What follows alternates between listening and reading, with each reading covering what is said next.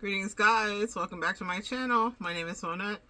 This is my channel, Evolve with Monette. So good for you to join me today. So good to share energy with you. Thank you for inviting me in. Come on in. We've got some work to do. So, I promised you guys a video about navigating the liminal spaces, and my angel said we're going to make it a bit of a reading as well as a lesson on navigating the liminal spaces. But first, let's talk about what that is. Below, I will have some videos of video game virtual reality liminal spaces. So they could be walking through pools of water, they could be walking through an empty building, and it just goes on and on and on, and you're just checking doors or going from floor to floor or going from room to room trying to figure out what's going on in your life. In a liminal space that happens in people's life is when you're going from one place to another, emotionally or spiritually. And my angels really tagged me with that, and they said, please teach the collective about navigating the liminal spaces in their life. Because in those spaces, that's where we often get lost.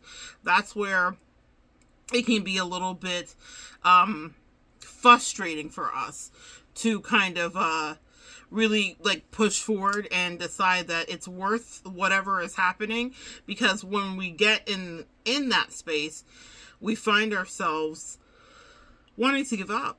That's just the most basic way to say it. Wanting to give up, feeling as though we're not enough and wanting to give up.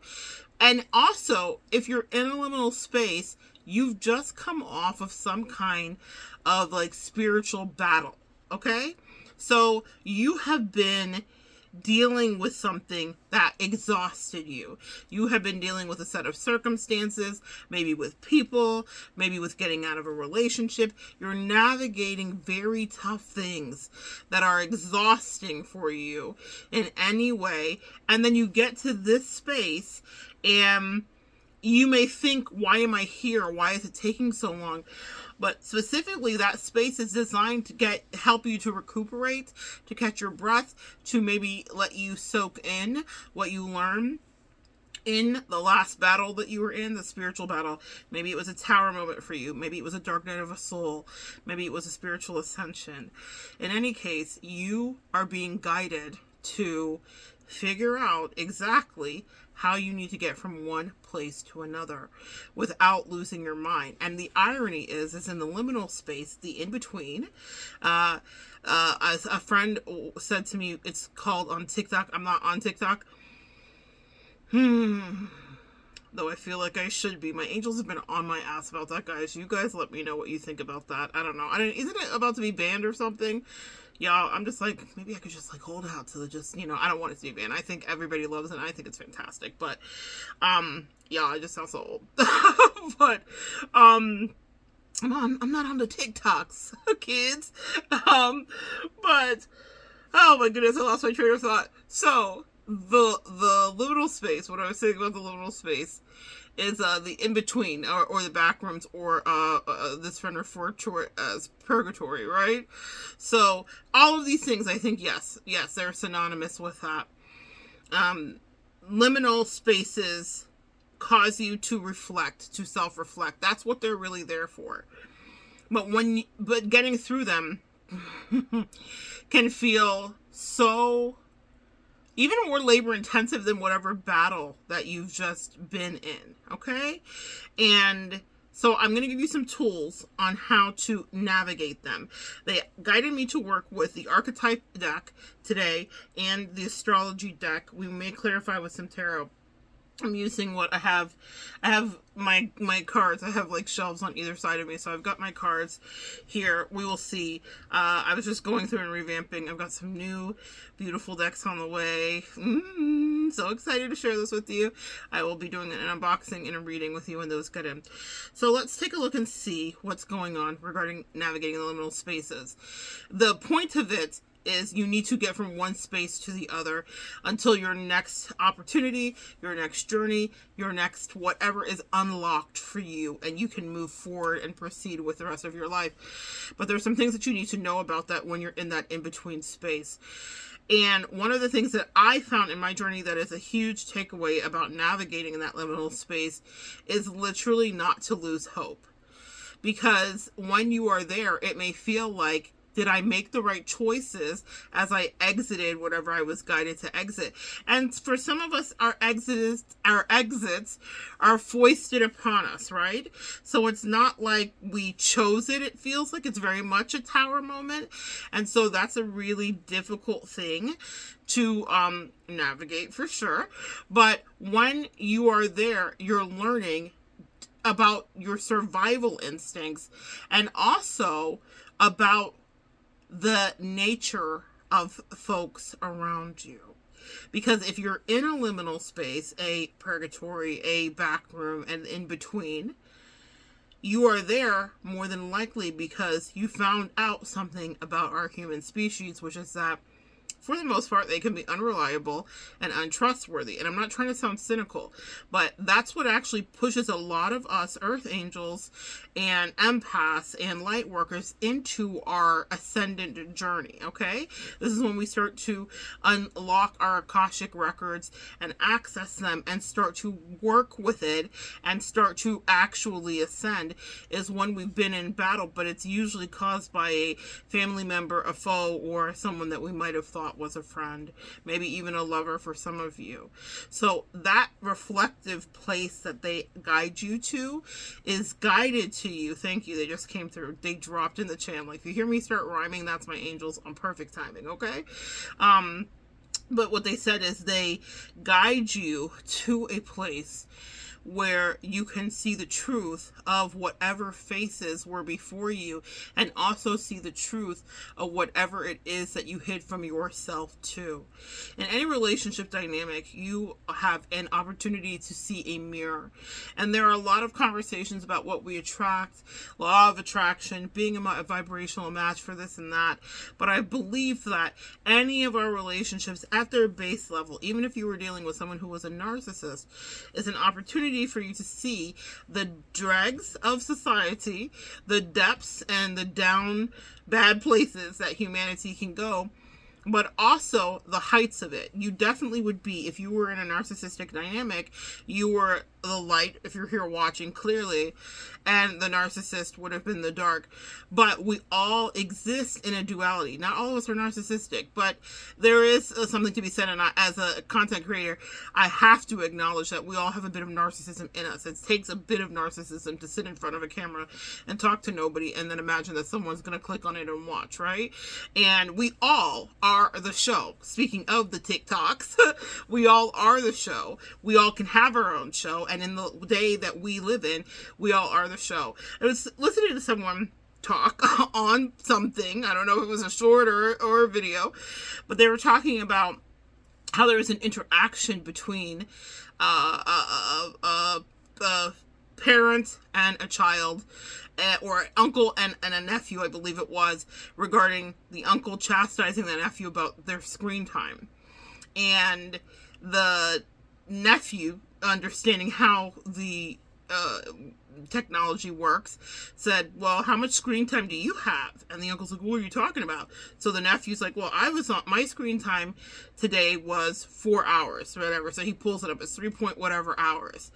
And the uncle's screen time referred the day before, and the uncle's screen time was 13. He didn't even know that he could access that, but it was like 13 hours.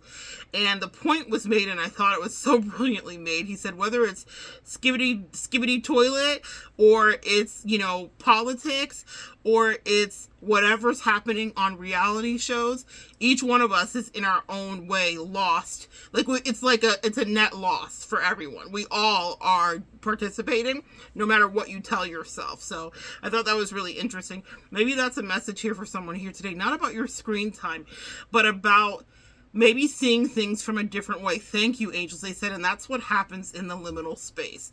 You get perspective. That's it. Thank you, guys. They're literally downloading it. I thought about doing notes and stuff because I thought, well, this is a bit more, this feels a bit more like, a lesson planned out thing. And they said, no, wing it, but let us be the wings. Come on, angels. I'll let them be the wings. They're going to be the wings. So In the liminal space, you gain perspective. That's one of the things that you need to know, okay? And you are able to see that while you may be in judgment of something that happened in the tower moment, right? That you just left. You may say, they were wrong and I was right and whatever. Well, in that liminal space, you will have an opportunity to see the truth. And you will be able to see what you may have played a part as, or what they may have played a part as, and how you both arrived at going separate ways. Now, for a lot of these things that happen, tower moments that lead us to liminal spaces are destined. They are predestined in our Akashic records. But here's the thing. We have free will, and it is always choose your own adventure. Some of us can choose to stay. Now, how many of you guys have heard people say, I was stuck, or one of my things that was like a pet peeve as a reader, as a professional intuitive empath, which is what I do for a living. One of the things that drives me insane is to hear anyone say that they're in a third-party dynamic and they're telling me about their man, thank you to their man, who is stuck and can't get rid of the mistress, and or maybe they are the mistress saying they're stuck with the wife. And I'm like, no. No one is stuck anywhere. Everyone stays where they want to be, or they go where they want to go, or they leave when they want to leave. And so I have made it a point to like shock my clients into reality so that we can actually begin to heal. Because if not, they're going to be in that liminal space for years and years. And one of my examples is the Israelites as Moses was leading them through the desert. That was a liminal space. That journey was supposed to be much shorter.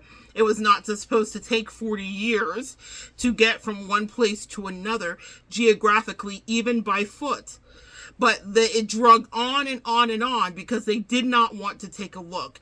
And some of the things that they were cleaning up, if you understand the biblical text, were a lot of their things that have to do with essentially the not just the 7 deadly sins, but also the 10 commandments, about being in a space of law and order as was disseminated from the Godhead via Moses when he was out up on the mountain. Okay, that's a whole, we've gone there, but I want you to understand this. They were dealing with their pride, their ego, all of the things we deal with too. And those liminal spaces, those great gulfs between one place to another, are unnerving. Even if you are watching some of the teaching aids that I will connect below, you will see it's kind of like, which way do we go? Now, in some of them, there'll be people narrating because they're doing it via video game, right? And you'll hear them talking about, this is weird, or this room is cool, or whatever. And maybe there'll be moments of things being exciting, or whatever the case may be. Specifically, the thing that drew the ire of Moses when those Israelites were in the desert was them worshiping false idols. And he was up getting like information from on high, and they were down there like on party time and debauchery, like swinging a second and, shucking and jiving, but not really being obedient to whatever he was hearing from the Lord as he saw it, right? Now, that's not necessarily your journey, but there are lots of options that you can do to entertain yourself in the liminal space. And what you need to understand about that is your only mission through that is to keep proceeding forward and not to get distracted. Because some people do stay stuck, hence the synonymous word that the friend used, which was purgatory, right? Some people do stay stuck in that, and they're there forever. They're just there for infinity and beyond in this nebulous place, and it's disorienting after a while, and you might think that that place is your home, but there was a promised land to get to, and that's really my message for you today. When you're navigating the liminal space, the thing to keep in mind, beyond put one foot in front of the other, wake up day after day and go to the next thing, is to understand that there's something that you're going to. And that you don't get to decide how long the universe will seat you, because the universe will seat you.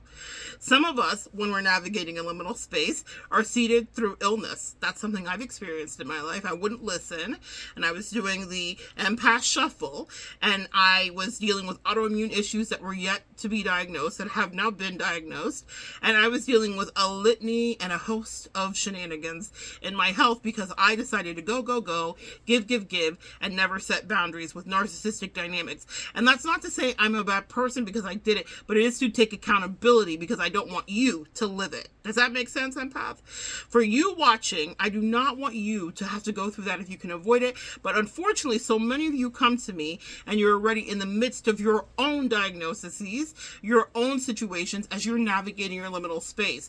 But illness is one of the ways that you might get sat down in a liminal space. A breakup could happen and you could be on the couch for a month or two, and that could spin out to a depression that consumes you. I've seen that happen too. It can happen with the loss of a job, the loss of income. It usually is predicated by loss. A liminal space, entering a liminal space, is predicated by loss. It is also allowing you to get perspective on the loss, to really tie that up, and to have you introspect about not just the ways that you get your cup filled, but the ways that you deal with your shadow side. In the liminal space, things go bump in the night. Things are eerie and disorienting, and they just don't feel right. And you feel almost like you're on punishment, like, well, this is not exciting, this is not action, this is not movement, this is not accomplishment. What did I do to deserve this? And sometimes the universe just says sit, because they want you to introspect. In a liminal space, introspection is actually one of the assignments, okay? Beyond putting one foot in front of the other and not forgetting that you are getting out, there is a destination. You are to introspect about what put you on this not requested vacation, because you are dealing with some shadow things. You're either dealing with other people's shadow that catapulted you out so that you could take a break, or you're dealing with your own shadow that had you take a look before you ate someone's face. I'm just chilling. She's a man eater. Yeah, some of us have been face eaters. And what I mean by that is out of our trauma, out of whatever happened for our survival, we get out of it. But then you have to take account of what you become. What have I become? Well, I'm just channeling other song here. I've become so numb. That song. So there are all of these things where it's like you almost can be pushed into a place where you feel like, is this really humanity? Was I inhumane? Were they inhumane? Why did they do this to me? A question I hear empaths ask all the time before we get out of our codependency and our, unfortunately, learned doormat survival skills. Those are survival skills. I don't want to judge you for that. You need to know the reason those existed in the people pleasing and the whole gamut is because you were doing something brilliant, which was you were surviving probably abuse and terrible situations that were foisted upon you. You did not choose. I don't give a damn what people tell you about your Akashic records. People will try to get away with whatever they can get away with. And us empaths are just sweet as pie. And that's my purpose here, is to help you understand that it doesn't matter how sweet you are, that there is another plan for you, which is to take your power back and to have a backbone. But being in that liminal space helps you to understand why you're here and how you got there and how you're going to get from here, this place that might be disorienting, to there, the destination that they're taking you to. It's also a bit of respite for you, because as empaths, it's not something we often do.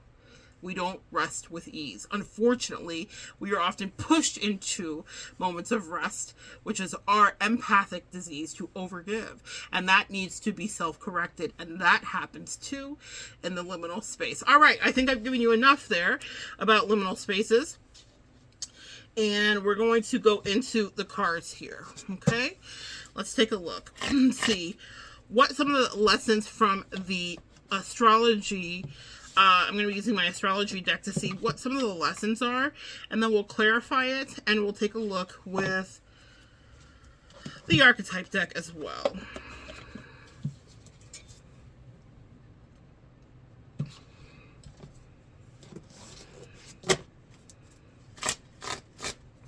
All right, angels, please show me for the collective what they need to know at the liminal space. First card that popped out, Astria. So I'm going to read it to you. We're going to talk about it, and we'll figure it out. Because we are unfolding this together. When I say evolve together, here we are. My angels worked with me on navigating my liminal space, but I never thought about it so deeply, other than, yeah, it's a place I had to be in, and it sucked for me, but how did I get through it? And that's what I want to teach you. But they said that there's some other work that we both together have to do. Your power, your energy here helps me to unlock a different level, and we both together now ascend into a different stratosphere. I love it here. Rare air. I love it for my queens out there, okay? So named after the Greek goddess of justice. I have goosebumps already. Left side of my head, which has to do with maternal energy. Think about a mother, breastfeeding specifically. We do not nourish ourselves. So right away, the word goddess, boom, I was right into it. And also, justice, a balancing of the scales. Justice is ruled by Libra, or Libra energy is associated with justice. So some of you guys too, when I see justice when I'm doing a reading, some of you guys too may have gone through divorces, whether those were friend divorces, lover divorces, you name it. You had to separate, maybe even leaving a parent. Some of you guys were leaving parents right now, or setting boundaries with parental units in your life, or you might be joining together, and it's only right two new unions in your life too. So that's something that you may have been figuring out how to do, what to do with in your liminal space, is about separation and coming back together. The destination is coming back together, whatever that means for you. Is it coming back into union with yourself individually? Is it coming back into union with another person? Is it coming back into union with just the idea of re-emerging back into society? Because the hermit mode specifically is also synonymous with the liminal space. It is just for you. No one else can go through that with you or help you through it beyond your spiritual team. Let's proceed. Astrea. Named after the Greek goddess of justice, this asteroid represents good judgments. I love this. See, they said we're going to do it together. I'm so excited. All right. This asteroid represents good judgment that can bring clarity to how you stick to your commitments and make decisions aligned with your values and beliefs. In a liminal space, there's a choice. Which door do I go through? Do I go forward? Do I go left? Do I go right? And also, how you got into the liminal space, again, was about being almost ejected out of a timeline that no longer fits you. In our Akashic records, we have these destinations that we are mandated to get through and to get to. And so sometimes we have to be ejected out of the nest in order to be in this place that feels like unrest and disorientation, so that you can really understand what actually fits for you and how you can make your decisions that will be aligned with your values and belief. It also brings light through times of challenge. The tower moment would be the challenge that you just got through, and also a liminal space is a challenge, trust me. Anybody out there that's navigated their own purgatory, liminal space, their own back roads, whatever you want to call it, knows that it is a time of challenge. When this appears in your chart, or it emphasizes your ability to stay with your goals and endure difficult moments in your life with hope and faith throughout the process. What did I say, guys? What they're asking you to do specifically is to get through it, understanding there's a destination. Do not do what a lot of people do that do not have spiritual grounding. And I know that if you're here listening, you know exactly how to do this. Meaning, you have a spirit team that you lean on. You don't just listen to me. You talk to yourself, your spirit team, and your ancestors and angels, hopefully. Please do not let any human who is fallible and fucked up, quite frankly, be your only guidance. I am grateful for each one of you that come here, but I am also fallible and fucked up at times too. The difference is I'm very in touch with my shadow, and I will always strive to be honest with you. I was going to say try, and they said strive, and I said actually do. I will be honest with you. I am honest with you. So no one should be your full and total guru. In your liminal space, though, I will say this, you will have various gurus pop in and out and throughout your lifetime. And you can take the energy that is happening in that connection, whether it's parasocial or in person. Some of your therapists might be people that are helping you, but do not crown them as the end all be all. Because just like Moses on the mount, though he was getting good information, he was fallible. Quite literally, upon seeing the shenanigans that were afoot, he was disappointed in his tribe, and he struck the 10 Commandments and cracked them. And God said, and now you got a punishment, Moses. Okay? Why'd you do that, sir? All of us are fucked up at times. All of us don't get it right. He was literally God's oracle and the mouthpiece for that time for his folks, and he still was in his ego and had almost a stroke when he saw them acting up, okay? So my point is that, I know someone needs to hear that. No one here on these YouTube streets, on the TikTok, on the TikTok streets, on the Facebook streets, knows anything completely. We are all here vessels, little light bulbs going off one at a time. Think of us like there's a series of fairy lights in the Milky Way, just all glittering in our own kind of way. And we all do have information, and at times it is useful, but it is not the only way. And if it's no longer serving you, then click off and find someone who aligns with you and who resonates with you. That's a quick message, a PSA. Be autonomous about how you ingest your information and from whom. Okay? Even me. All right, guys, let's clarify Astria in the archetype for them. How do they navigate a liminal space, understanding that what is called for is good judgment and assessment? So I want this to come out on its own, and it did. This is crazy, and it's not surprising. Not surprising at all. The first card that popped out was Angel. I love that for you. So, so the light attribute is helping those in need with no expectation of return. A lot of us, there's a dualistic message here. A lot of us got into the liminal space because of overgiving, okay? So a tower moment had to happen to get us to pivot because whatever we were doing was not sustainable for our bodies, minds, or souls. You guys get it? Empaths, I'm specifically talking to you. You were doing too much. You were doing the most, which is something we love to do. I am a fan of the most, okay?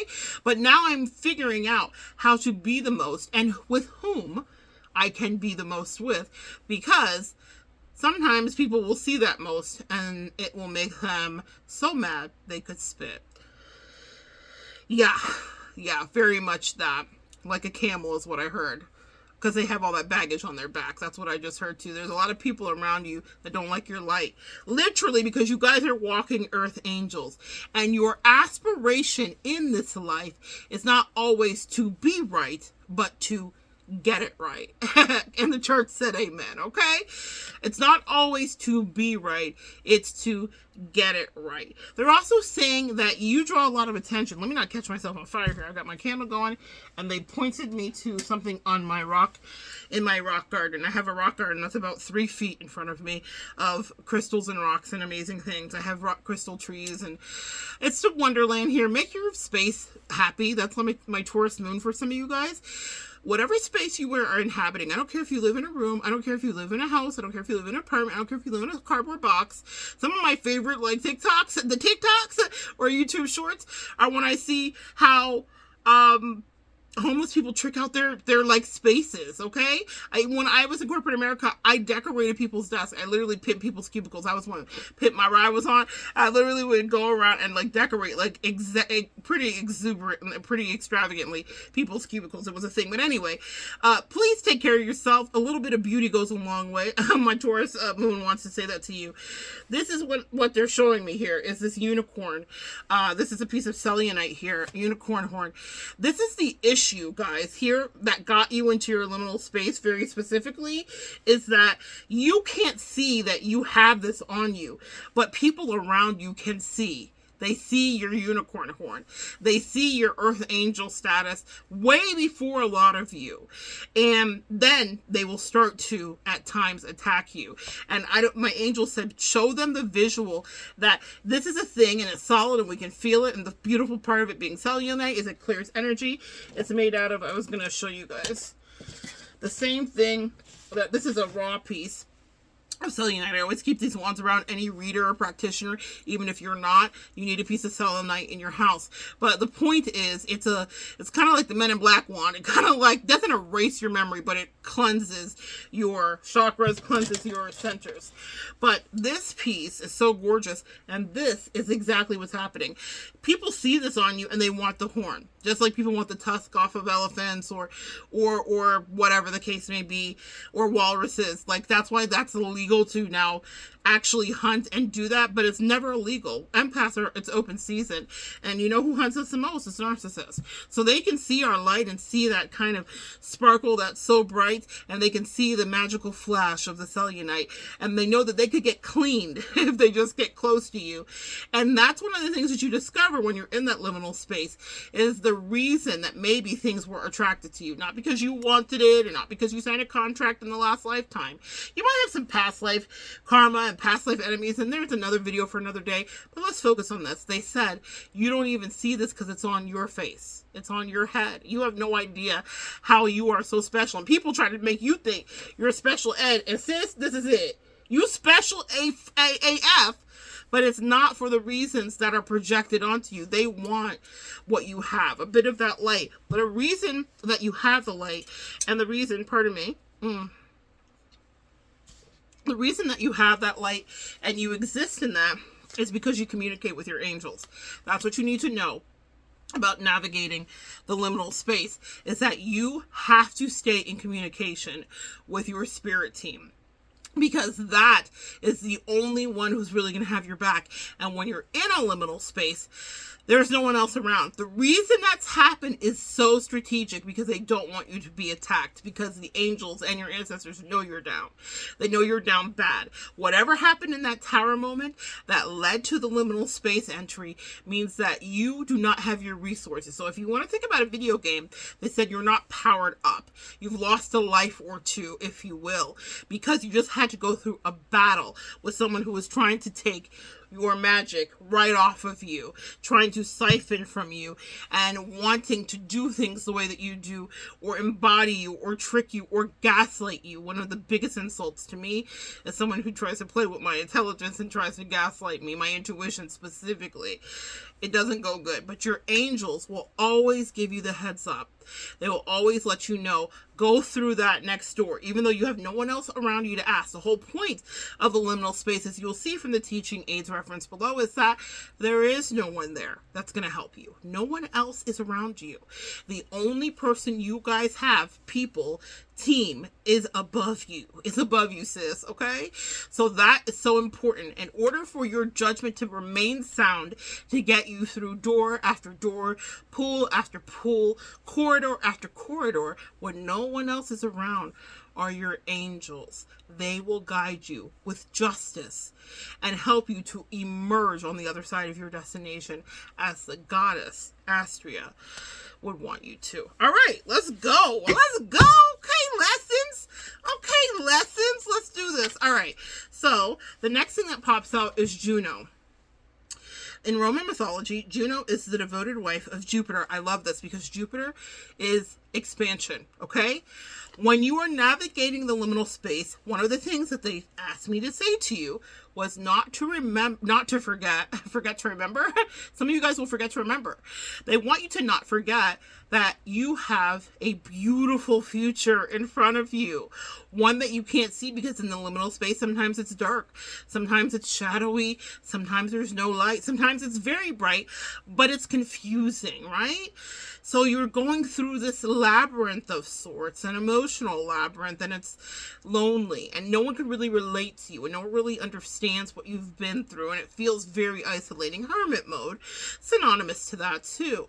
But Jupiter is a planet of expansion, and the angels and your spirit team want to bless you when you get to your destination. So I love that this has to do with Jupiter. Excuse me. Juno is the devoted wife of Jupiter, which is Zeus in Greek mythology, and the queen of the universe. Come on, queens of the universe. Come on, crowns. I never know when I get dressed why. They just say go, and I just say, okay. I listen to my angels every day, y'all. I promise you I do. And so today they said, hey, put on a little iridescent moment. And I said, okay. I'm a Leo. I own it. So listen, as you're moving forward, queens of the universe, in astrology, this asteroid represents intimate relationships. Come on, you see how they're teaching today? What did I say? We usually got into a liminal space because of some folk. Whomever those folks are, that's usually why you are there. Intimate relationships, marriage, commitment, and partnerships, along with the complexities that come along with interpersonal relationships. And what did I say? They channel me to say, you are there to reflect about shadow and light, and how you might have ate off a face for your survival, or you might have been a doormat in a way that you may have like cringed at later, or you might have stood up for yourself, but either way you got out because you said, I don't belong here anymore. So the complexities there with him, including jealousy, infidelity. So look to your Juno in your chart to see which zodiac sign is transiting for the clues with whom you should be with and the attributes you might look for in a strong relationship. What is one of the lessons? And I would love for anybody to timestamp or put, specifically with the cards, the first lesson is good judgment. The second lesson is introspection about your interpersonal relationships. That's why you are in a liminal space. To look at, in the absence of folks and people, because they will be removed, the tower ejects you out and you are on your own, wandering through your own proverbial desert. So at that time, you are asked to reflect on what got you there. If I reflect back on one of the towers that was very powerful in my life, a catalyst moment that changed my life, it was being triangulated in a relationship with someone who was a covert narcissist and who was purposely trying to trigger me and have me be jealous. And I didn't understand it because I would never want that for her. I would never want that energy for her, and I didn't comprehend. You know, it reminds me of Olivia Rodrigo's song, and I will be sure to connect that below for you guys. But Vampire, I think it's apropos. When she says, you know, I can never think the way you think, I could never understand. And that song in general might be healing for somebody here. Y'all have had some bloodsuckers and vampires that were around you. They sold you for parts. They sold you out. I felt very thrown under the bus. But the beautiful thing that came out of that is I was in touch with my shadow.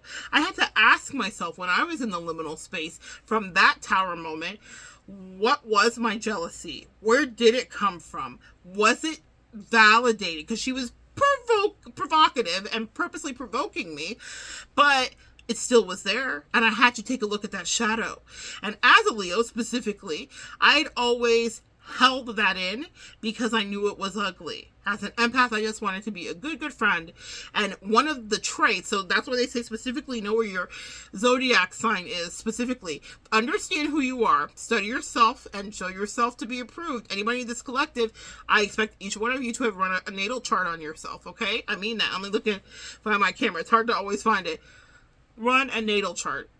In my About link, I have a link to Cafe Astrology. There's a free natal chart there. Put your numbers in if you know what they are and do it. And if you want to contact me for a reading, you can do that too. And we can talk about what you are seeing. And I can guide you on how to navigate through that, or how to navigate even understanding that about yourself. But what I'm going to tell you is this. You need to know about that, my good sir and my good sis. All right. And specifically because Juno's guiding you to that here in the liminal space, knowing who you are astrologically, not just your sun sign, but your moon sign and your rising, helps you have a really good snapshot very specifically about how your jealousies will present, how your shadow side will present, what your communication style is, why whatever happened in that tower moment did or didn't work for you. There is valuable information, and in order to get through the liminal space, you have to do that introspection about how you operate in relationships. Is it a relationship with a father, a mother? Is it a relationship with a brother, a sister, an uncle, uncle, an aunt, a coworker, a parent, whomever it is, you need to know how they were able to trigger you, because in the future, this is the intel that you need to know. When you get through the other side, it doesn't mean you'll never be triggered again, right? Specifically, the thing that they've taught me is that the faces may change, but the behavior can be the same. And so when that behavior lines up, I don't ask questions. I don't care if you're my bestest of besties, my motherest of mothers, my friends of friends. If you're treating me like someone else did in a prehistoric tower moment, then chances are you're operating out of that same space. But also, I give a little bit of grace, because when you know that, I had one happen recently where I was like, I had compassion for the person. I knew what had stoked her jealousy. I knew why she was behaving badly. I was not willing to work with someone who wasn't willing to be honest with me and live in authenticity, though. Anything can be worked through with honesty, but that's another message and another show for another time. For you, you need to know what triggers you and also know who you are. So in that liminal space, let's say you just are going through a tower moment and you're like, well, I don't know what to do, I'm bored here. Well, then start researching about yourself, my dear. Start looking into yourself so that you can understand how someone was able to get you maybe out of character, or maybe able to get you to finally stick up for yourself. But how far do they have to push you? Because a lot of my empaths, you might have to be pushed initially into those first states of fight or flight, right? Speaking of prehistoric, that prefrontal cortex, our lizard brain, will ignite when we're in a tower moment for our own survival. So let's clarify what we need to know archetypally regarding Juno and interpersonal relationships. First one that flipped is visionary. Oh, I love this. Let's talk about visionary here. Beautiful orange for the sacral chakra. Very specifically, our locus of creativity, okay? Of creativity, of sensuality, of sexuality, but of creativity very specifically. Let's see here. It's the capacity to envision what is not yet conceivable to others. A willingness to proclaim a vision without regard for personal gain. When you're in the liminal space, conjunct to your Juno, the message is, what is the best for you and your future? And perhaps in future relationship dynamics. Very specifically, because this rules relationship dynamics, you're being guided in the liminal space to understand how you operate in relationship, but what works for you and what doesn't work for you, who may actually be compatible for you. In the liminal space, what I've noticed that some of my clients may assess, and what I guide them to assess, is, was the person that I've dated repeatedly, maybe not just that one person, but you know how sometimes we can date the same person in different bodies? And there is a whole nother subject matter to be discussed about how demons jump bodies and blah, blah, blah, blah, blah. Yeah. But if you are around that energy repeatedly, and it's not just a one-off for you, how did it happen? Why were you there? And does that really suit you? Are you really compatible with that? And the answer is you're not. If a tower moment happens and predicates you being in a liminal space, you're not as compatible as you think with that archetype, whatever you might still be attracted to. But the liminal space gives you the opportunity to purge that out of you. And to have a vision, to believe bigger than what's in front of you. And to have faith. A lot of themes of faith, because we need to get to that destination. When you're in the liminal space, you may think, destination who? Destination where? Specifically, a willingness to proclaim a vision without regard for personal gain.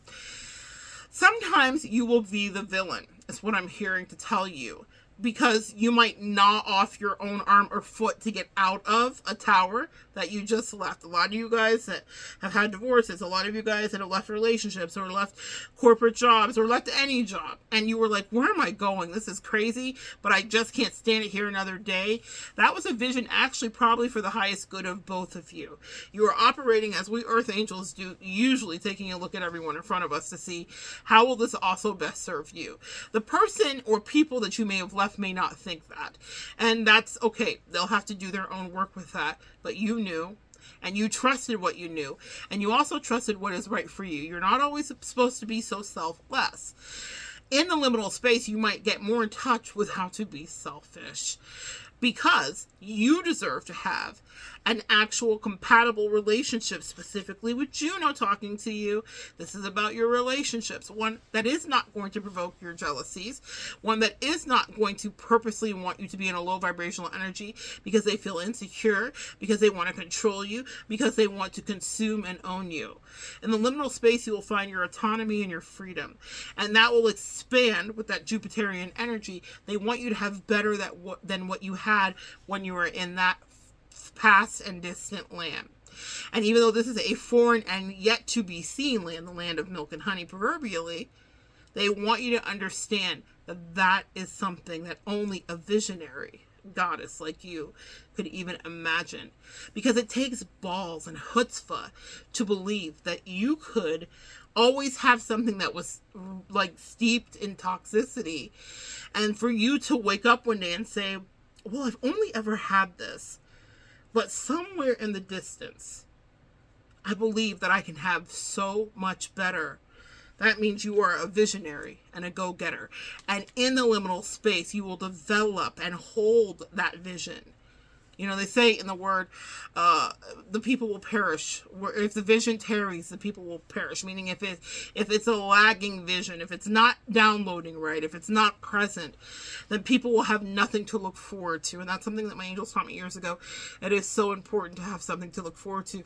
In the liminal space, when you're feeling lost and nothing seems like it's working for you, you'll want to have something to look forward to, but the thing that you will have to look forward to may be something that you're manifested that doesn't even seem like it belongs to you.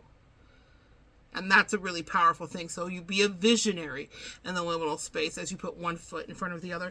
I'm going to do one more. What's the last thing they need to know about the liminal space?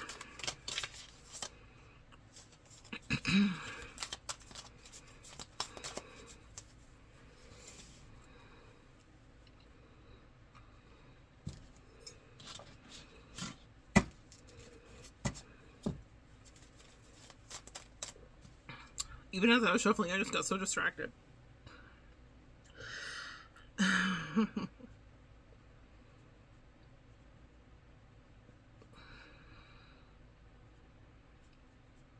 You will be distracted in your liminal space, and they don't want you to judge yourself for that. That's exactly why they put you there. They don't want you to be working towards something other than one foot in front of the other. But they're not meaning like, for great stretches of our life, there will be places where we're only asked to meet our daily task, you know, basic self-care, whatever the case may be. But in a liminal space, they said, just you waking up every day and taking another step forward is you moving towards your destiny. It's not a hustle and grind reality in the liminal space. Survival, evolution, moving forward, that's your purpose there. You're not supposed to work so hard like you did when you were in your previous tower moment, because chances are you were overworking and you were the only one owning it, is what I heard regarding maybe some of the things that were going wrong regarding relationships that got you there. So they said it's okay if you get distracted in the liminal space. I ask you not to judge yourself about not feeling productive specifically. All right.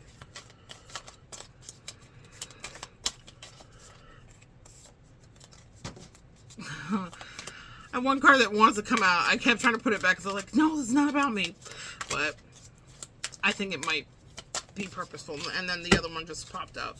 The card that wanted to pop out where I was like struggling when my angel said yes, Leo.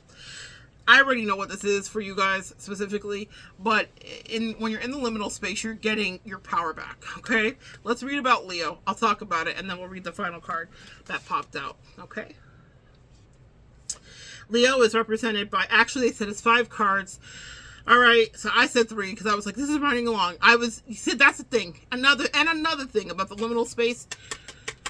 Even if you're doing your work, you don't get to do anything other than get through it. They're going to take you through it. They specifically wanted 5 because 5 is associated with the number of change. And I know that for a fact because at the bottom of the deck, I have the deck turned right up and they said this is the last card. It's Saturn, which is exactly what leads you to a liminal space specifically. So the angels, as usual, know better than me. They said they had the lesson planned for perfect. They had the lesson planned so that we would have, I heard, victory. So they're going going to walk us through and it's all going to make sense. So 5 cards. 5 has to do with the number of change. It's a Saturnian number that has to do with change. When you're seeing the 5s in tarot, you're seeing like the 5 of Swords, 5 of Cups. It always has to do with like maybe 5 of Swords. That has to do with like someone who wants to win at all costs and is going to just, you know, they don't care about a Pyrrhic victory and everyone losing as long as they win in their mind. Also, 5 of Cups is about feeling emotionally left behind. 5 of Pentacles is about being left out of something. The 5s are not good places to be, but the 5s also contain within them serious lessons, which, if we're looking back at Juno, has to do with that interpersonal relationship dynamic. Whatever got you out of your tower moment and into the liminal space, it was a Saturn lesson, okay? Even if you were not at your first or second or third Saturn return, Saturn is at work. Saturn ruled by Capricorn. Saturn considered father time proverbially. It's about, did you learn your lessons? Saturn is about the way a father parents versus a mother's nurturing. Specifically because we had mother energy come through with the left side tingle on my body. It's so perfect. They said we want you to be balanced because everything in the liminal space is about you understanding your dualistic nature and integrating your shadow and your light. So how apropos would it be that first they hit me with the light bright of mother energy and then the balanced grounding of Saturn energy and Earth sign. And I see you, angels. Y'all are always on time. So let's go back to the Leo and see how this matters. This is about your bravado specifically and your solar plexus and your self-esteem. And I think that that's what's being built up in the liminal space. But let's see what the angels say. Leo is represented by the lion, and you can hear them roar as they enter every room with gusto. They are the shining stars of the zodiac, ready to take on the world in style. If you want some advice on coordinating your outfit, consult a Leo. I mean, I'm not, I'm just saying, no lies have been told, okay? Fierce Leo is one of the most loyal signs, but do not cross fiery lions. They will let you know who's boss in a quick second. Clear on what they want. Leos have zero fear of going for what they set their sights on. I have goosebumps, guys. This is what happens when you're in the liminal space. It is so good in every single way. Let's break it down. I'm channeling Billie Eilish. You should see me in a crown. Hey, I've got a reading up here. Maybe I'll remember to connect it. If not, go look for it. It's on this catalog here. I have an encyclopedia for you guys. Do your homework. You should see me in a crown. That is a song and a reading that I channeled by Billie Eilish. Maybe there's some messages in there for you. While you're in the liminal space, you're rebuilding your self-esteem. And when you get to your promised land, you are the king or the queen because you have conquered something. And I'm hearing to the victor go the spoils. And some of the spoils of war, because you were in a war in that tower, whatever that may be, is that you get your dignity back. You get your self-esteem back. Maybe you get your swag back. Hey, you swag surfing again. Maybe you get your fashion sense back again. Maybe some of you guys, when we're depressed, we don't take care of ourselves. We don't want to get dressed. We don't want to do the basics, right? And a lot of you guys are coming back into a space, in any liminal space, where you're getting your mojo back very specifically, and whatever that means. Maybe you're getting your libido back because Leo energy is very, very lusty and very sexual as well too. So you're getting that back. We also Leo energy rules the heart and the spine. You're standing up for yourself. When I think of the spine, I'm thinking of a stingray. You're standing up for yourself, and also you're loving who you are, but also you're making real decisions on who gets to love you. When they talk about Leo's loyalty, I can attest to it personally. I will be the loyalist friend, reader, whatever you ever have, but don't fucking cross me. And that doesn't mean walk on eggshells. It means just be a good human, whatever good human is. And I think that may be something, in a reference back to Juno, that you need to discuss with whomever you move into new relationship to. What does good human mean to them versus what does good human mean to you? Because a lot of us don't do that. We just assume that everyone knows how to behave. Well, empaths, have you not learned? People do not know how to behave. And I'm channeling Austin Powers. Oh, behave. A lot of people like to get in your energy and play. This is not just about Leos. I'm talking about if you're in a liminal space, you got there because someone was playing in your face. Okay? Whatever way that was, corporate, romantic, familial, someone was playing in your face and you said absolutely not. And you stood up for yourself. And one of the things that might have tethered you for a longer time than necessary is your loyalty. Leo is a fixed sign. We do not change with ease. It takes time for us to change and real convincing, and we have to be sure before we pivot.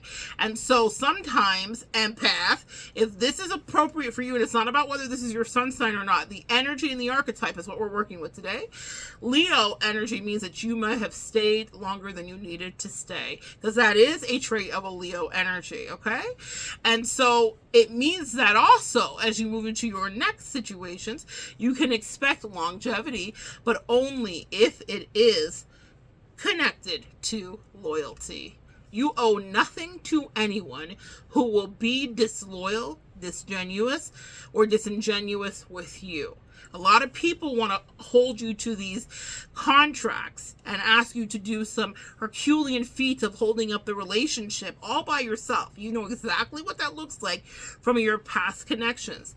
And in the future, come on, future, and your next destination, as you navigate that liminal space, you are acquiring and strengthening your solar plexus base, where your self-esteem is raising, and you are learning that it is worth staying if someone is willing to work with you and meet you with loyalty and honest communication, as per your Juno, as you discovered, works for you. Everyone's going to have a different way that looks to them.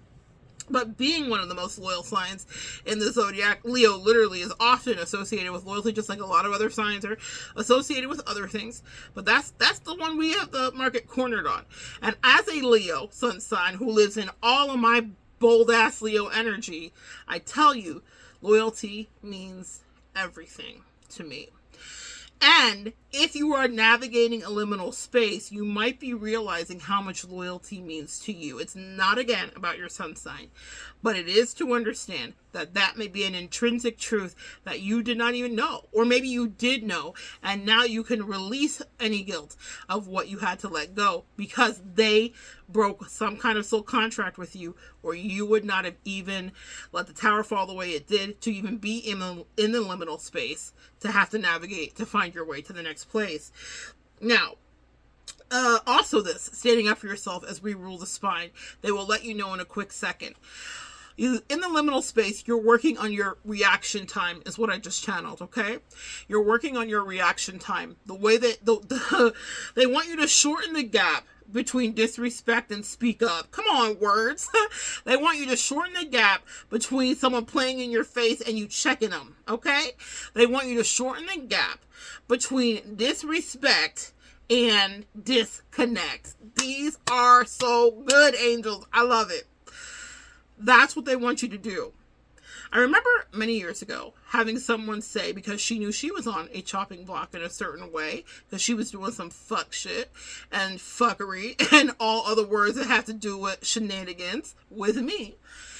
And she was like, wow, you really are like speaking up for yourself and like cussing so many people out. I was coming into myself. And I was getting ready to have to navigate a liminal space because of a tower I was going to go through with that person. But a year before I ever really cut that person off, she clocked it. And she was like, oh shit, because she knew she was being deceptive and lying and, low down and dirty. A scoundrel. She knew. And she knew that she was up next. I always say that if someone says, like, I've never heard you talk like this to someone, just start the clock. They're also fuck shit. Even if they don't know it, that is a predictor. Okay? They're prophetically speaking over what's happening in your relationship. Message. Pay attention. That has never failed me. Every single person has ever been like, oh my God. Then later is like, damn, because they didn't want that same treatment. But the thing is, what I have perfected as a Leo is my distance between disrespect and disconnect. And I will not lie to you that one of the things I learned in my tower moments and in the reflection of the liminal space is that the only people with whom I extended grace to were people that were grandfathered in to a me that was more in my doormat stage or people pleasing or codependency. So different people will come upon you at different places in your journey. Obviously, we're always moving forward, hence the liminal space. And so that holding pattern that you're in is a place where you will realize that maybe a mother or a father might have gotten away with a lot more than a new person in your life would, or that ex got away with more than the the new person you're dating ever could, right? And that's the power of the liminal space, but that's actually what they want you to know and be proud of and stand in, is that you are fully able to cut someone out and disconnect upon disrespect. Now, it took longer for me with people with whom I had an affinity for because of that loyalty with the Leo. It was both the gift and the curse.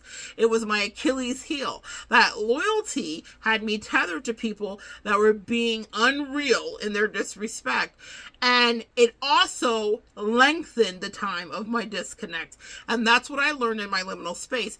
And so in my most recent tower, because they happen, guys, you know, you never escape it, because it's really how you up level in your Akashic records. Another video coming up about that. I want us to start looking at the tower in a different way. I want us to transmute the energy of the tower. And also, message from the angels right now, they said being in the liminal space is all about transmutation, specifically.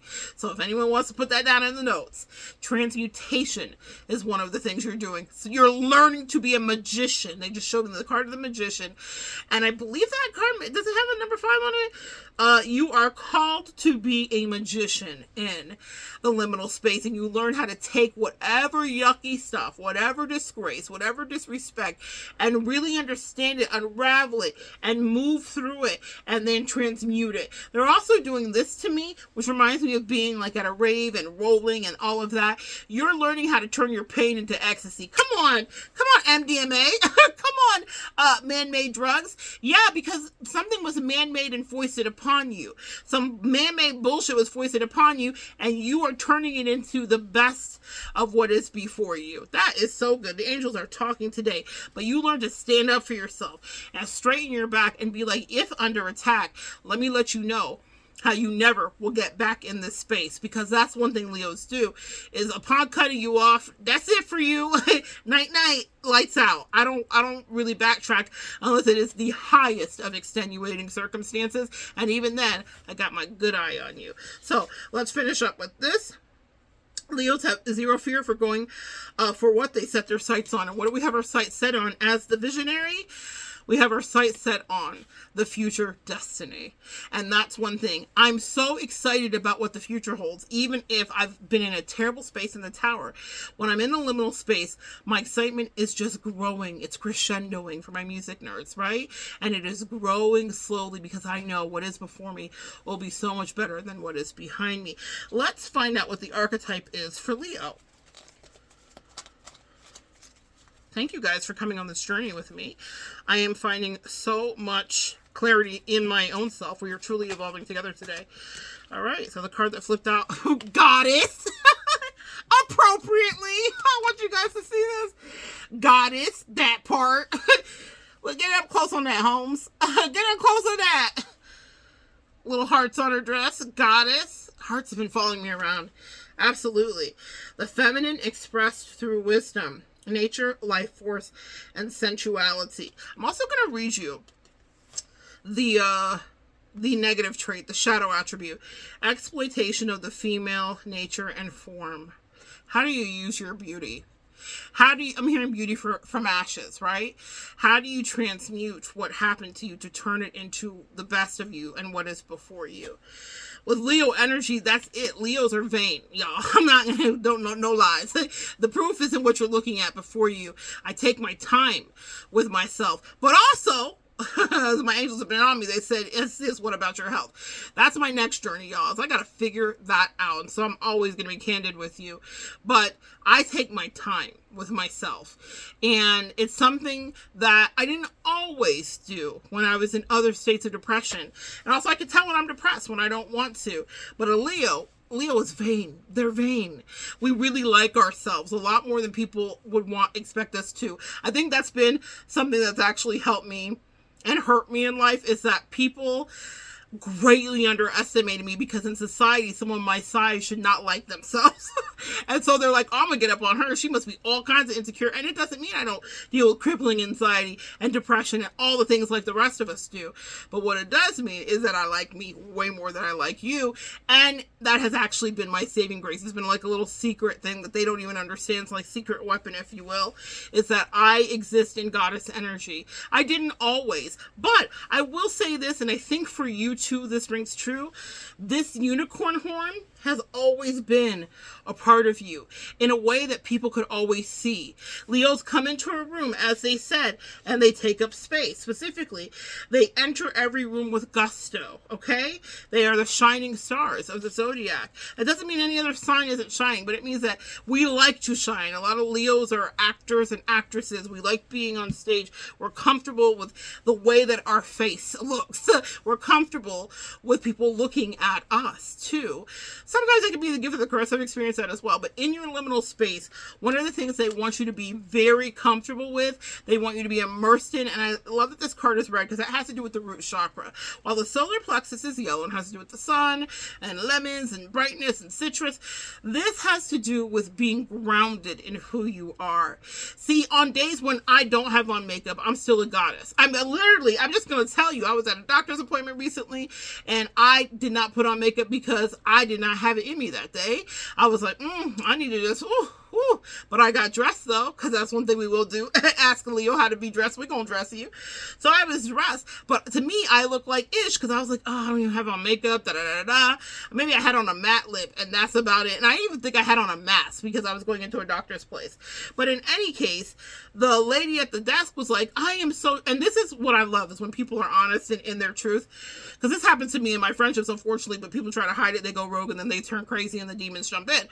But she was just like, oh my God, I am so jealous of you. Like, I want to trade places, But it was a compliment. You know how, like, women, like, compliment each other? She was like, you are so beautiful, and it was really sweet. And I remember saying to my husband, when we sat down to fill out my forms, I was like, babe, I look like shit. And he was like, that's what you think. No, you don't. Good husband answer. He lived another day. But the truth is that we don't see this.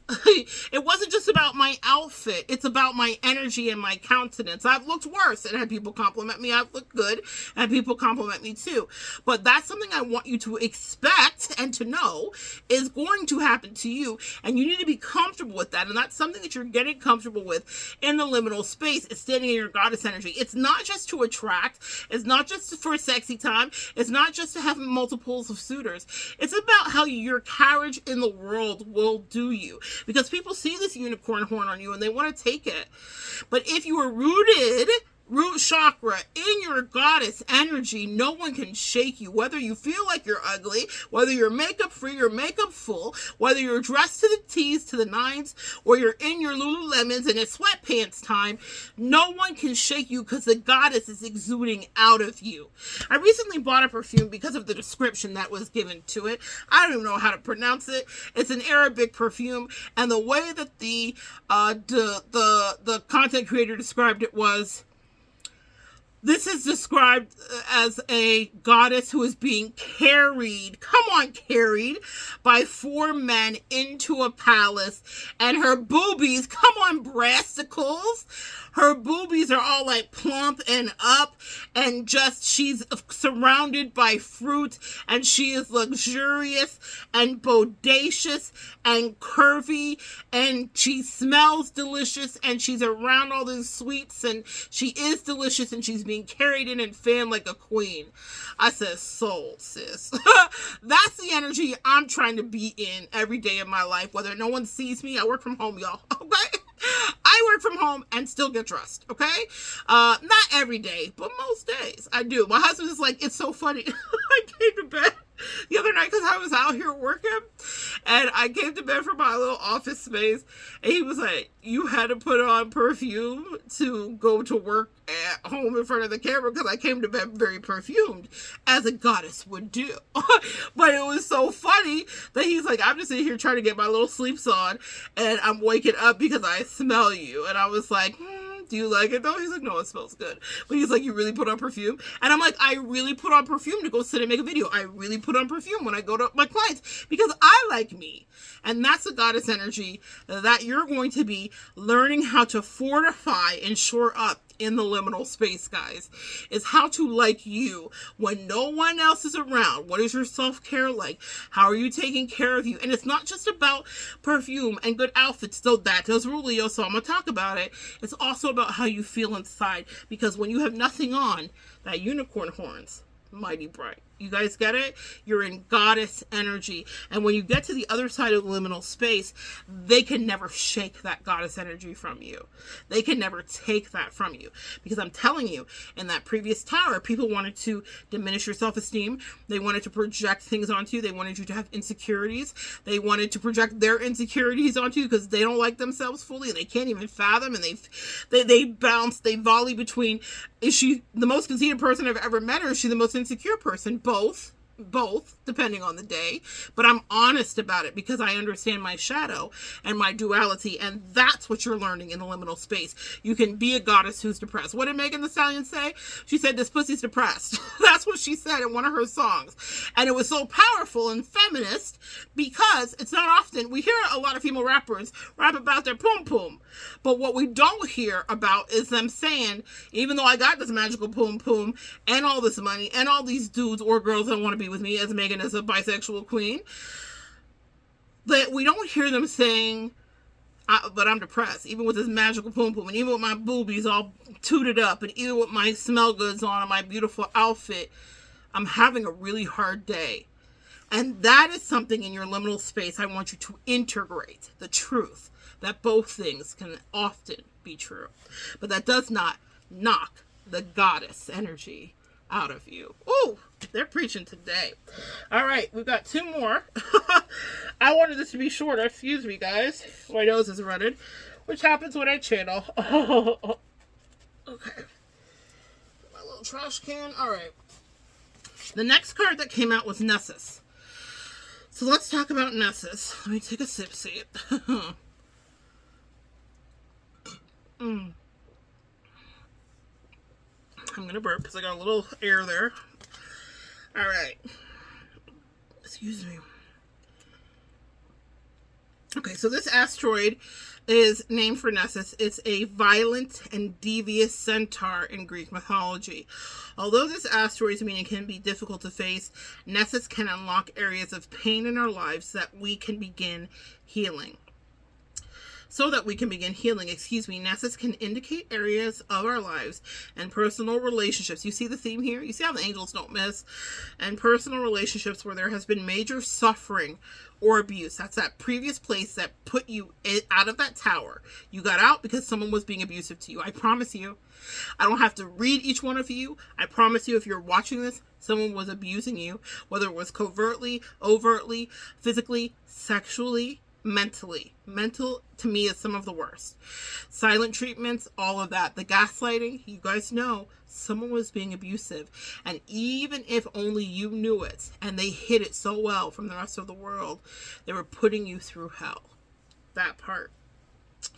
Nessus can indicate areas of our lives and personal relationships where there has been major suffering or abuse, pointing to traumas that need to be worked through. Traumas that need to be transmuted.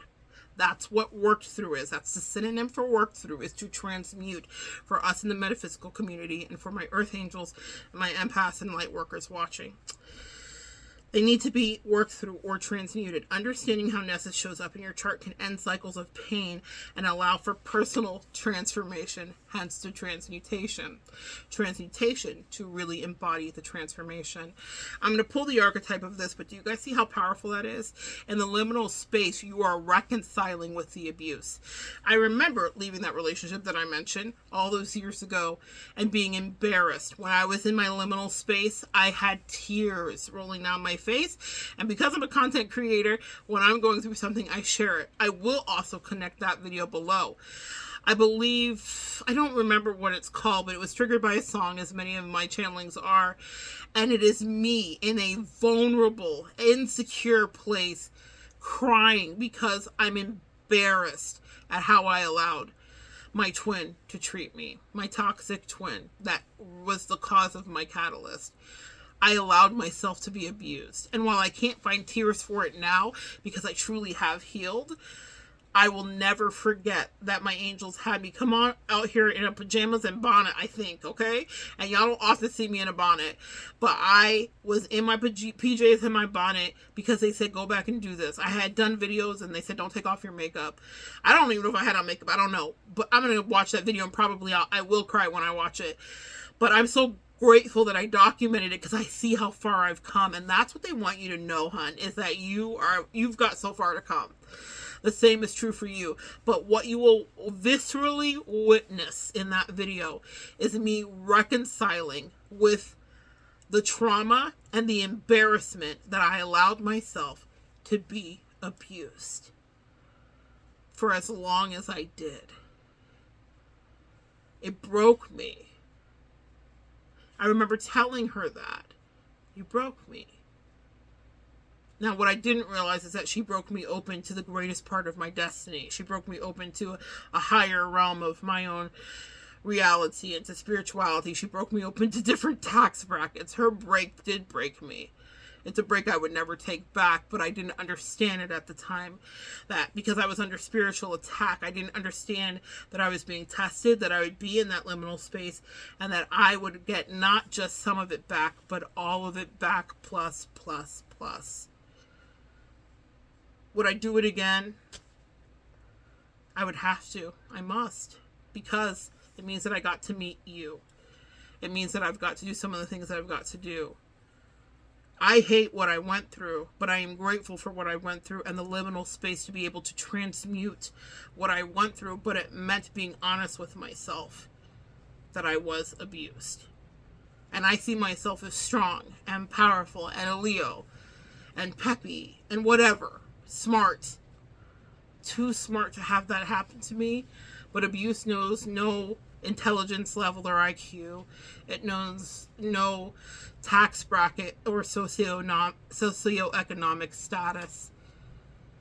It knows no ethnicity. Abuse can affect each and every one of us in a myriad of murderous, unfortunately, ways. And that's part of being in the liminal space and navigating it, is reconciling with that. Because you're never going back there. It's expansion, remember? That Jupiterian energy. But you have to look at the ugliness that brought you to your knees. And forgive yourself. And so I will connect that video, which I almost deleted years ago. I thought I was going to only leave it up for 24 hours. I might even put a note in there about that. And my angel said, no. We asked you to do this so that you could see how much you've grown. So that's what I'm promising you. Growth if you're navigating a liminal space. But it does mean taking a look at the ugliness of the abuse. Let's take a look at the archetype card that Nessus has for us. Right away. I can't make this shit up. Y'all, you see, it flipped. It literally flipped as I was shuffling. The Alchemist. Oh, this is so good. Now I'm going to cry. You are the magician, guys. That's what you're learning in the liminal space. You learn how to transmute that abuse and that pain. And they said the promise in the liminal space is that you will never hurt that way again. There is no relationship that I've been in. And I've had to cut other people off since the crazy. New crazies come in all the time. That's just what's on my dinner plate and in my Akashic records as a teacher. But I've never been affected the way that I was in that connection. And also, they said her karma for see, y'all, if you are walking around with the unseen unicorn horn, when people try you, the karma they will get, because many of you were dispatched in to bring this kind of unicorn magic, this fairy magic, fairy godmother magic, this whatever, mermaid magic, who, I don't care what you identify with, alien, Palladian, cosmos magic. You were dispatched into someone's life to help raise their vibration. Maybe you weren't in the package they wanted you to be in, or maybe they couldn't see it, or maybe they didn't like you, or whatever. But that doesn't mean that they had sanctioned rights to abuse you. And if you got out of this, which you did if you're here watching, the karma that comes for them is atrocious. The word says, touch not my prophet, touch not my beloved, and do my prophet no harm. You guys are in people's life, whether you think you're like me or not. Oh, Monette, I don't do what you do. No. Yeah, you do. Yes, you have. And yes, you do. You're there to help people grow, to help the chains of codependency. I am a generational curse breaker like a lot of you. And sometimes I'll have to let people go because they don't want to do the work that they are called to and that I'm dispatched to aid them in. So I leave them in their misery, whatever that is for them. and then I move on, but then I'm in that liminal space. In the liminal space, you become the alchemist. Let's talk about this. The light attribute is transformation of base motives and goals into wisdom. And what did Nessia say here? It can indicate and unlock areas in our life and personal relationships where there has been major suffering or abuse, pointing to traumas that need to be worked through. So what was at the root, specifically when we look at the goddess card here? This card also brown, dealing with root chakra grounding, a little brown and red. What did you need to learn about how someone maybe played with your head? The shadow attribute is the misuse of power and the knowledge that comes through spiritual practice. Maybe some of you guys are dealing with spiritual narcissists. Maybe the cautionary tale is to understand when that's happening to you. Maybe they were just emotionally manipulating you, and that's why the tower happened, to get you free of that.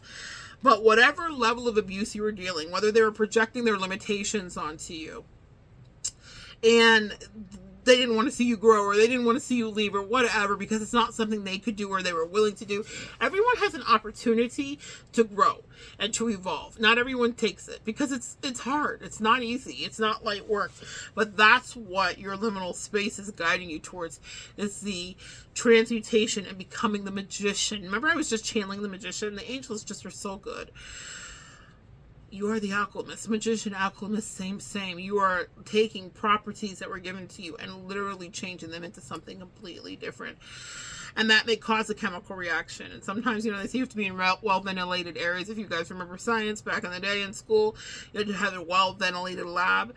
That liminal space is well-ventilated because it's noxious gases that may come off of it as you come to the realization that you may have subjugated yourself or been subjugated by someone who wanted to take your unicorn horn, your power, and never see you in goddess energy. I know for a mother cracking fact that these old haters are sick of me. I know that the twin, that toxic ass twin that was a catalyst to this, is sick to her stomach in whatever station in life she's at. And that is very specific. My words are chosen carefully.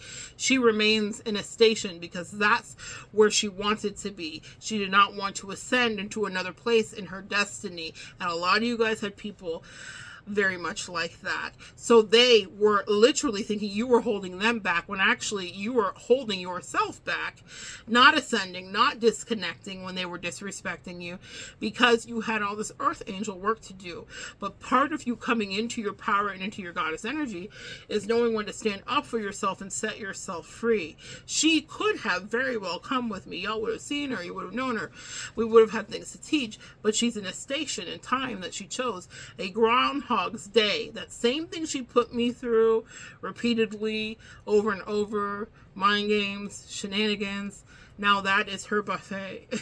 Now that's what she eats off of. That is her plate. But that is something she chose, because we have free will. Every one of us, even the worst of us, every single day. So don't worry about what karma comes to them. Her misery, what she chose, was her karma, my friend. And I am delighted because I chose well, even though it caused me heartbreak and put me through a liminal hell. That's what that one felt like. That first liminal space, I've had ones prior to that, but that one took the wind out of my sails, knocked me off my rockers. It literally, it changed my physiology. It changed my mitochondria. Things were rewired in my body. Y'all know what kind of pain like that? When someone can be so cruel to you and it surprises you. Sometimes I'll be surprised by the enemy. That's 12th house, hidden or known enemies. Sometimes you'll be surprised, like, oh my God. But what I will tell you is, it shocked me so deeply that it changed me and catapulted me into my destiny. And listen, of course, those people love to take credit for it. She didn't do shit for me but be horrible. And that was her choice, and that's her shit to work through. And I'm not holding any grudges about it. I'm grateful. Excuse me, I'm grateful. I wouldn't even, they said, would you do or redo? Of course I would, again, because it got me to you, and it got me to more. But it was hell going through it. But what it taught me was how to be an alchemist. I remember having dreams about her betrayal and having visions and reading in animal and insect totems. My spiritual gifts heightened when I was in that tower moment and in the liminal space thereafter. I became more psychic, more in tune, more aware, because all I was talking to was my spirit team. My therapist couldn't help me. My husband couldn't help me. My bestie couldn't help me. No one was there. And in the quiet of those liminal spaces, and in those caves, and in those rooms and pools, and in those many and never-ending corridors, they were giving me gifts and teaching me what you will learn in your liminal space, which is how to become the alchemist. Voila. Magic. I love that for us. I love that for you, sis. You are the magician. And now, let's end this. The last card here is Saturn. Let's talk about Saturn. Saturn is often considered the father of the cosmos. An austere and paternal figure. It's associated with discipline and responsibility, as it teaches us hard lessons and pushes us towards the right path. Corridor after corridor, door after door, they are pushing you towards more. Whether we like it or not, Saturn pushes us towards the right path. Saturn helps us to learn from previous mistakes as we embark on future projects, encouraging us towards our destiny. Saturn is also associated with our personal karma, holding us accountable for our past decisions and helping us to learn from them. Saturn changes signs every 28 to 30 years. Austere is the word that stuck out to me. That is also an erect posture. Standing erect or being, respected specifically is how I channel that. For any of us that had daddy issues, maybe that's something you might work through in the liminal space. Okay? Let's clarify and see what the angels want us to know about the liminal space and archetypes. Ooh, they flipped over too, so I'm going to take them. Ooh, you can't make this up. You can't make it up, man, angels. Ooh. I just want to thank you guys for the way that you guys always come through, for the way that you work with me, for the way that you trust me to communicate, the way that you trust my heavy tongue and my stuttering and my lisp to be the message. I do not take this lightly, and I am grateful. Y'all, you better thank your angels, man. Man, I feel so loved. I feel so blessed. I feel so guided. I feel so looked over and looked and cared for. That's something you will learn in the liminal spaces, how much you are loved, because you're going to see the magic. The more you pray, the more you commune. And whatever prayer is to you, girl, prayer could be just talking. I just talk to God. It's no pompous circumstance. I'm not like, oh, Lord Jesus, come through and bless me. I'm just like, angels, I hate this. I love this. Help me. I don't understand why, when. These are real questions that I ask my spirit team. It's not pretty, and it's not postured, okay? It's just real. Authenticity is all they want from you. But one thing I never forget to do is say thank you, because my life doesn't exist without my spirit team, sis. That's real talk. This is so good. You can't make it up. Saturn is clarified by King, the austere fatherly figure. Wow. And a balance of that divine feminine, a king and a goddess. There is balance in the universe. Let's talk about the king's light attributes. Enlightened, benevolent leadership, benefiting those in your charge. The shadow, which is what you were dealing with in the tower. Excessive feelings of entitlement. Rulership without restraint. If you were abused by someone, they had excessive feelings of entitlement. No matter what color or patina the abuse was, or from whom it came, or which one of the many out of the list I named you were dealing with, or any combination there within, they were dealing with entitlement without restraint, because they didn't want you to begin again, and they sure as hell did not want you to leave them.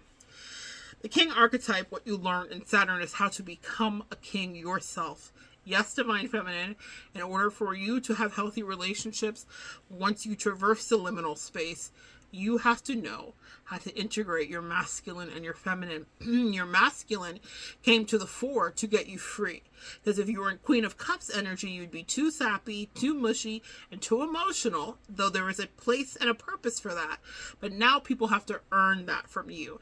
And that's something that you learn in the liminal space, is that you'll never let someone next to you that hasn't earned that sweetness and kindness from you.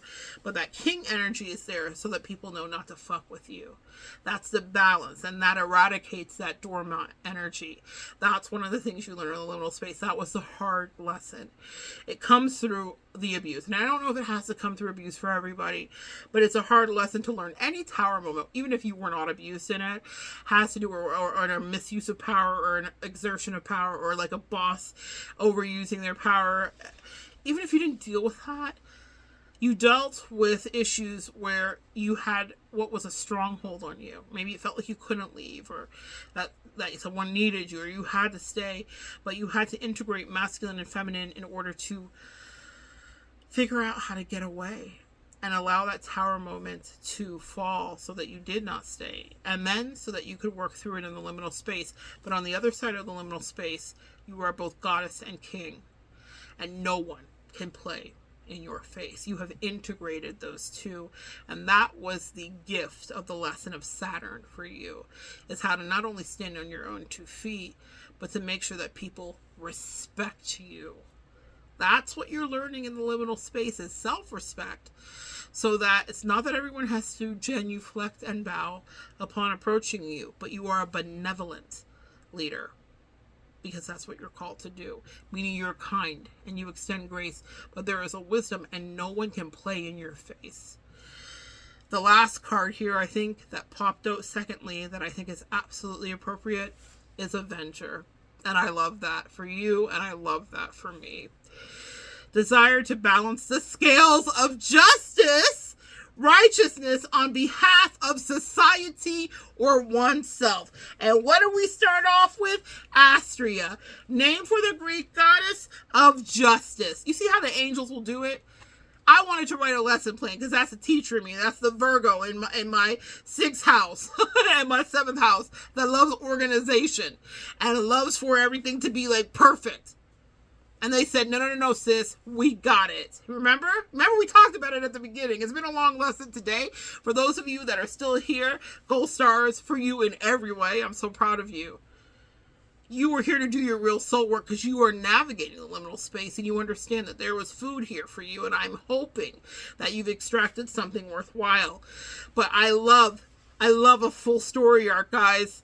From the beginning of justice to the end, the Avenger, balancing the scales of justice. In your liminal space, you were your hero. You were your own hero. There was no one coming to save you. You saved yourself. You learned about how to save yourself. You learned so much that you might be able to teach someone else. I see you guys talking to people around you. I see you communicating or connecting. Maybe building your own platforms. Whatever you want to do, even if it's just you're talking to the coworker next to you. You have an Avenger in you. And I love that for you. You learned how to navigate through the liminal space, and you avenged your past self for whatever disgrace or injustice that you suffered. Where I have Mars in my chart is Libra. Mars, it's the same in my chart. Or Libra's, where Mars placement is in my chart is with Libra. And what that means for me is that I literally can't stand injustice. I can't stand a liar. I can't stand someone who's going to be inauthentic. Like, it literally makes my skin crawl, and it makes me angry, like fucking angry. Do not be not fair in my presence or around me at all. And so it is so beautiful. What I learned in my liminal spaces was that it's absolutely right for me to withdraw, because I will turn into my lower shadow side when I feel like someone is being unfair. And my angel said, never fear, the Avengers are here. They were my Avengers. And in the liminal space, you'll learn to depend on them. But when you get to the other side, you can avenge yourself, my friend. You will need them in the liminal space, and you'll need the guidance through the tower, depending on how bad the tower is and how long the liminal space goes. But when you get to the other side of that promised destiny, then you not only have achieved balance, but you've had real growth. When you are navigating liminal space, you put one foot in front of the other. You remember where you're going to. But also, the thing that you want to look forward to is that you become the avenger and the alchemist. It was always in you. And that, my friends, is how we have evolved together today, for real. Like, truly. What a beautiful lesson. Thank you, angels, for allowing me to be here to give this to the collective. I am honored. I am proud of you. Keep pushing. Keep walking through. You've learned so much, my goddesses. You've learned so much, sweet kings. You now know that there is so much fruit and richness that what was once a boring liminal space can actually bring. Because you are the alchemist that transmutes it. The abuse is no more.